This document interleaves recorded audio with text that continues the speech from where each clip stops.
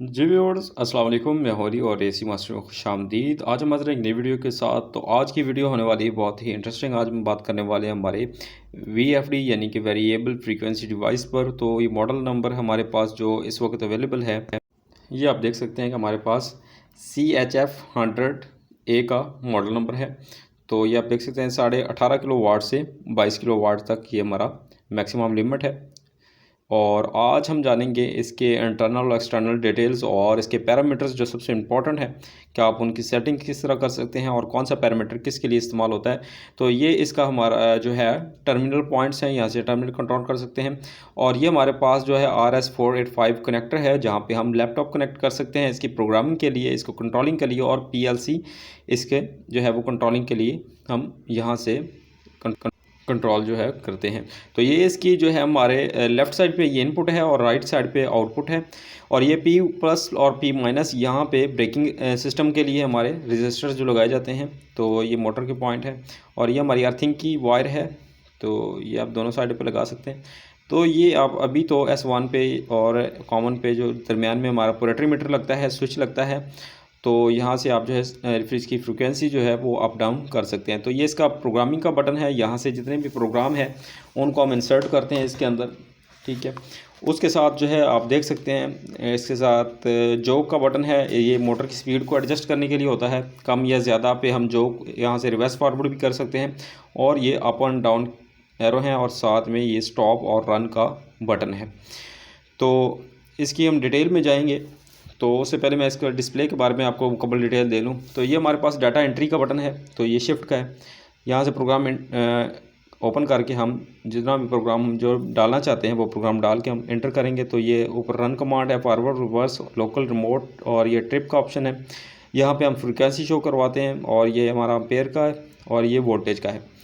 तो यहाँ से हमको ये पता चल जाता है कि यहाँ पे कौन कौन सा बटन किस फंक्शन के लिए लगा हुआ है।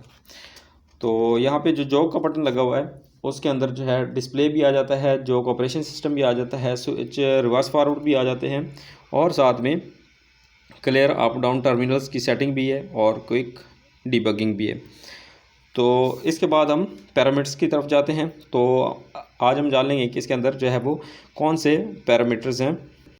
तो सबसे पहले जब हम प्रोग्राम को एंटर करते हैं, सेटिंग करते हैं प्रोग्राम की, तो प्रोग्राम का बटन को प्रेस करते हैं। जब भी प्रोग्राम का बटन को प्रेस करेंगे तो P0 इसका जो है वो मेन प्रोग्राम सोर्स खुल जाएंगे। P0, P3, P5, P4, P6, P7, P8, P9 तक और आगे PA, PB, PD और PF। इसके अंदर कौन से फंक्शन है ये हम नेक्स्ट बात करेंगे। लेकिन अब जो स्टार्टअप से है वो हमारे पास है P001। तो हम इसके एंटर करेंगे, इसके अंदर जानेंगे कि कौन से प्रोग्राम है। इसके अंदर जो P2 होता है वो कीपॉड एंड टर्मिनल सेटिंग की अप डाउन के लिए होता है। इसके बाद जो P3 होता है वो मैक्सिमम जो है फ्रीक्वेंसी के लिए है, यानी कि आप ज़्यादा से ज़्यादा फ्रीक्वेंसी कितनी रखना चाहते हैं, 50 से 60 हर्ट्ज़ तक रख सकते हैं। उसके बाद P04 का जो होता है वो होता है हमारी अपर लिमिट फ्रीक्वेंसी पर। तो हम मैक्सिमम जो लिमिट कितनी एडजस्ट करना चाहते हैं, 60 से 50 तक या 40 तक कितनी कर सकते हैं। तो ये लोअर फ्रिक्वेंसी है P5 तक। यहाँ पे हम जो है जितनी सेट करेंगे वहाँ से हमारा इन्वर्टर स्टार्टअप लेगा और जितनी हमने मैक्सिमम सेट की है वहाँ तक जाएगा। तो P06 जो है हमारा ये कीपैड रेफरेंस फ्रीक्वेंसी के लिए है, यानी कि हमने कीपैड की मदद से फ्रीक्वेंसी को अप या डाउन कर सकते हैं। तो ये कमांड सोर्स है। P7 ये भी फ्रीक्वेंसी का एक कमांड सोर्स है, यानी कि अपने टर्मिनल से भी करनी है और कीपैड से भी करनी है तब आप P7 कर सकते हैं। तो इसलिए P08 जो है वो हमारे टर्मिनल्स के लिए है। उसके बाद P09 जो है वो स्केल ऑफ फ्रीक्वेंसी है कि आप मैक्सिमम मिनिमम कितना कर सकते हैं। PA यहाँ पे टाइम यूनिट है। तो इसके बारे में हम डिटेल से नेक्स्ट वीडियो में बात करेंगे। तो इसके आगे जो PB है इसके अंदर काफ़ी सारे फंक्शन आ जाते हैं, 1 2 3 4 इस तरह आगे चल के फंक्शन होते हैं। इस तरह PC0 के अंदर भी तकरीबन 6 फंक्शन है, इसमें भी हम डिटेल से बात करेंगे। तो PD के अंदर 0 फंक्शन है, यानी कि एक ही फंक्शन है। इसी तरह जो हमारा PE है इसके अंदर भी एक ही फंक्शन है। तो हम ये नेक्स्ट वीडियो में बात करेंगे। तो हम स्टार्टअप से जाते हैं यहाँ के P01 के अंदर। तो P0.01 तो ये हमारा मेन फंक्शन है। तो इसके अंदर तकरीबन 17 पैरामीटर्स हैं। तो आज हम इस वीडियो में डिटेल से बात करने वाले हैं कि वो पैरामीटर्स कौन से हैं और किस तरह काम करते हैं, उनका मकसद क्या है। तो सबसे पहले एंट्री करते ही हमारे पास P0.00 आ जाता है। तो इसको जब एंटर करेंगे तो सबसे पहले हम जान लेते हैं कि हमारे पास P0.00 जो है फंक्शन है वो स्पीड कंट्रोल मोड है। ठीक है, इसके अंदर 3 फंक्शन हैं। ठीक है, तो हम इसको जब एंटर करके इसके अंदर जाते हैं तो अब मैं आपको दिखाता हूँ। ये हमने एंटर कर लिया, ये आप देख सकते हैं यहाँ पे हमारा 0 है।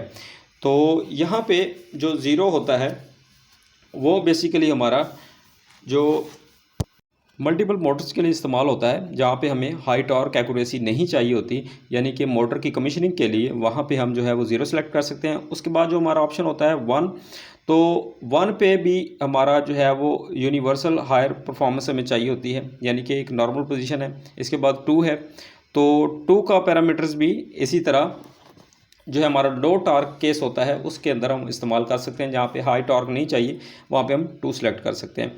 तो इसके बाद P001 के अंदर हम जाते हैं। तो P001 के अंदर जो है वो भी 3 पैरामीटर्स हैं, उसमें 0 आ जाता है, 1 आ जाता है और 2 आ जाते हैं। तो जब 0 को सिलेक्ट करेंगे तो यहाँ पे कीपैड की सिलेक्शन के लिए है, यानी कि रन कमांड के लिए। तो जहाँ पे 2 पे सिलेक्ट करेंगे तो यहाँ पे कीपैड टर्मिनल के लिए है, यानी कि S1 और कॉमन। ठीक है, ये आप देख सकते हैं। तो 0 पे सिलेक्ट करेंगे तो कीपैड आ जाएगा और 1 पे सिलेक्ट करेंगे तो S1 और कॉमन जो है उसके अंदर हम ऑपरेटरी मीटर या स्विच लगा सकते हैं। वहाँ से हम जो है वो इन्वर्टर को ऑन भी करवा सकते हैं और ऑफ भी करवा सकते हैं।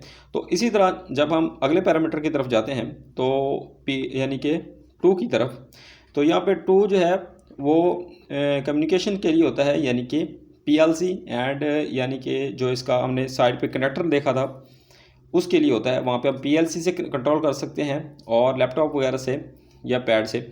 तो इसके साथ जो RS485 जो कनेक्टर लगा होता है ये उससे कंट्रोल करने के लिए यहाँ पे 2 होता है। तो हम आगे अगले पैरामीटर की तरफ जाते हैं।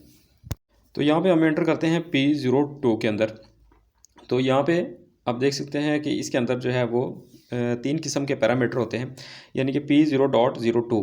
तो अगर हमने 0 पे सिलेक्ट किया है तो 0 पे सिलेक्ट करते ही हमारी जो इन्वर्टर है उसकी जो सेटिंग है वो जब हम ऑन करेंगे ऑफ़ करेंगे तो वो इरेज नहीं होगी, यानी कि जो आपने फ्रीक्वेंसी की सेटिंग की है वो हमेशा स्टिल रहेगी। इन्वर्टर आप पावर ऑफ भी कर दें फिर भी हमारी स्टिल रहेगी। उसके बाद अगर हमने 1 को सिलेक्ट कर दिया है तो यहाँ पे इन्वर्टर की सेटिंग जो फ्रीक्वेंसी हमने सेव की होगी वो जो है वो आपकी सेव नहीं रहेगी। ठीक है, उसको यानी कि जब आप ऑफ़ करेंगे तब हमारी जो फ्रीक्वेंसी जो हमने सेट की थी वो ऑफ़ हो जाएगी। तो इसके बाद हमारे पास जो 2 नंबर जो ऑप्शन है उस पर जब आप सिलेक्ट करते हैं तो 2 नंबर का मतलब है जितनी आपने फ्रिक्वेंसी रखी होगी उसी पर उसको चलाएगा, कम या ज़्यादा नहीं कर सकते हम बटन से। तो उसके बाद जो हमारा 3 नंबर ऑप्शन है, जो 3 नंबर है उसको जब हम सिलेक्ट करेंगे तो हम जो है वो इन्वर्टर हमें इस बात की परमिशन देगा कि हम इसको अप एंड डाउन एरो से भी कम कर सकते हैं और इसका जो ऑपरेटरी मीटर हमने नीचे लगा हुआ है टर्मिनल कंट्रोल से वहाँ से भी हम इसको कंट्रोल कर सकते हैं। तो उसके बाद हम अगले पैरामीटर की तरफ जाते हैं। तो यहाँ पे हम P0.03 पे चले जाते हैं। तो यहाँ पे हमारा इन्वर्टर जो हमसे इंस्ट्रक्शन लेना चाहता है वो हमें मैक्सिमम फ्रीक्वेंसी का बोल रहा है कि यहाँ पे आप जो है वो मैक्सिमम जो फ्रीक्वेंसी वो कितनी रखना चाहते हैं, यानी कि जब आपका इन्वर्टर ऑन हो तो 0 से लेकर आपकी 50 हर्ट्ज तक जाए या 60 हर्ट्ज तक जाए। तो यहाँ पे हम जो इसको सेट कर सकते हैं। तो यहाँ पे आप 70 हर्ट्ज तक 60 हर्ट्ज तक, यानी कि मुख्तलिफ मुल्कों में ज़्यादा हर्ट्ज तक होती है, लेकिन पाकिस्तान इंडिया के अंदर जो है वो 50 से 60 हर्ट्ज तक फ्रीक्वेंसी होती है। तो हम इसको जो है मैक्सिमम भी रख सकते हैं, 60 पे रख सकते हैं, 50 पे रख सकते हैं। ठीक है, तो यहाँ पे आपने इसकी 50 से 60 हर्ट्ज तक रख सकते हैं। उसके बाद हम अगले पैरामीटर में चले जाते हैं। तो अगले पैरामीटर में क्या है कि अगला पैरामीटर है P0.4 पे। तो ये हमारा जो है वो अपर फ्रीक्वेंसी लिमिट है। तो अपर फ्रीक्वेंसी लिमिट के अंदर जो है वो हमारा इन्वर्टर जो है हमसे ये इंस्ट्रक्शन मांगता है कि आप जो है वो मैक्सिमम कितनी लिमिट तक अपने इन्वर्टर को ले जाना चाहते हैं। अगर वो 1 से स्टार्ट करे तो वो कहाँ तक जाए, 10 तक, 40 तक, 50 तक, 60 तक वो आप रखना चाहते हैं। तो यहाँ से आप सेटिंग के अंदर जो है वो जाके इसकी इन्वर्टर को अपने हिसाब से जो है वो जितनी आपको रिक्वायर्ड हो, जितना आपको मोटर की स्पीड को कंट्रोल करना है, जहाँ तक उसको लेके जाना है, वो आप इसको सेट कर सकते हैं। आगे हम चले जाते हैं P0.05 के अंदर। तो यहाँ पर लोअर फ्रिक्वेंसी है। जब आप इन्वर्टर ऑन करते हैं तब आपका इन्वर्टर कितनी फ्रिक्वेंसी से ऑन होना चाहिए?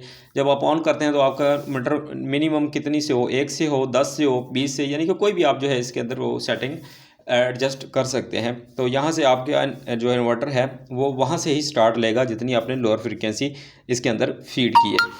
तो ये थी इसकी अपर एंड लोअर फ्रीक्वेंसी, और मिनिमम मैक्सिमम जितनी भी आप इसके अंदर ऐड कर दें तो आपका इन्वर्टर वहाँ से ही स्टार्टअप लेगा। उसके बाद हम अगले पैरामीटर पे चल जाते हैं P0.06 के अंदर। तो P0.6 क्या है? तो यहाँ पे आप कीपैड रेफरेंस फ्रीक्वेंसी जो है वो आपका इन्वर्टर चाह रहा होता है कि आप जो है वो कीपैड के ज़रिए अपनी फ्रीक्वेंसी को अप डाउन कर सकते हैं। तो ये हमारा दूसरा कमांड सोर्स है। तो यहाँ पे आपने कीपैड से जितनी भी अप डाउन करनी है फ्रीक्वेंसी वो आप कीपैड के ज़रिए कर सकते हैं।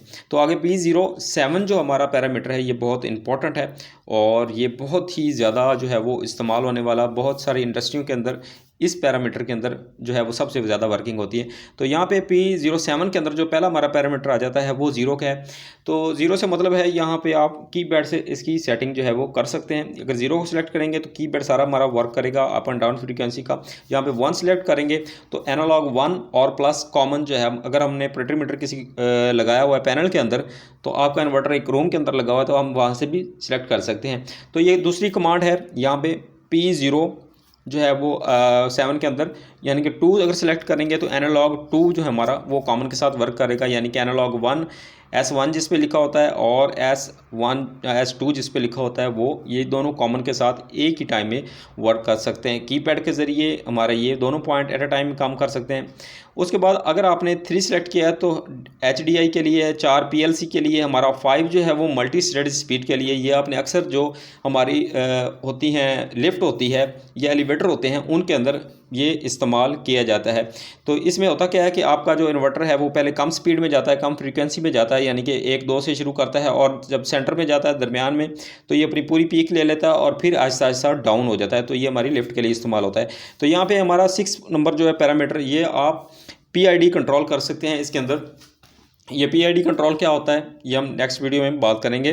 तो यहाँ पे 7 जो है वो हमारा रिमोट कॉन्फ़िगरेशन के लिए है। अगर आपने इसके अंदर जो हमारा कनेक्टर लगा होता है जिसका जो है कंट्रोल हम लैपटॉप के ज़रिए कर सकते हैं S485 के, वहाँ से हम 6 सेलेक्ट करके हमारा रिमोट के ज़रिए इसको पूरा फंक्शन करवा सकते हैं, वो चाहे PLC हो चाहे रिमोट हो। तो उसके बाद अगला इसके अंदर पैरामीटर है P0.08। तो यहाँ पे हमारा क्या है कि ये फ्रिक्वेंसी B सोर्स है। तो B सोर्स जो है ये हमारा इन्वर्टर को हम ये रेफरेंस देते हैं कि हमने अगर 0 सेलेक्ट किया है तो यहाँ पे हमारा एनालॉग 1 पे कंट्रोल करेगा। यहाँ से अगर हमने पूरी सेटिंग के अंदर जाने से बेहतर है हम यहाँ से ही इसको P08 जो हमारा पैरामीटर है यहीं से हम सिलेक्ट कर सकते हैं कि हमने एनालॉग 1 का ऑप्शन जो है वो कंट्रोल करवाना है, 2 का करवाना है, या हमने HDI से कंट्रोल करना है, जो हमारा कनेक्टर लगा होता है वहाँ से कंट्रोल करना है। तो ये थी हमारी बेसिक इसके अंदर जो पैरामीटर और सेटिंग्स। मज़ीद अगर इसके अंदर आपको कोई क्वेश्चन है जो ऐसा समझ नहीं आया तो वो आप जो है वो कमेंट बॉक्स में पूछ सकते हैं। इसके अंदर और भी काफ़ी सारे पैरामीटर्स हैं। इस पे हम ये P017 तक सिर्फ P0 का पैरामीटर जाता है। उसके बाद जो दूसरे पैरामीटर हैं उन पे भी हम डिटेल से बात करेंगे। हम इसलिए शॉर्ट कर रहे हैं कि वीडियो बहुत ज़्यादा लेंथी हो जाती है, जिसकी वजह से आपको समझना जो है मुश्किल हो जाता है।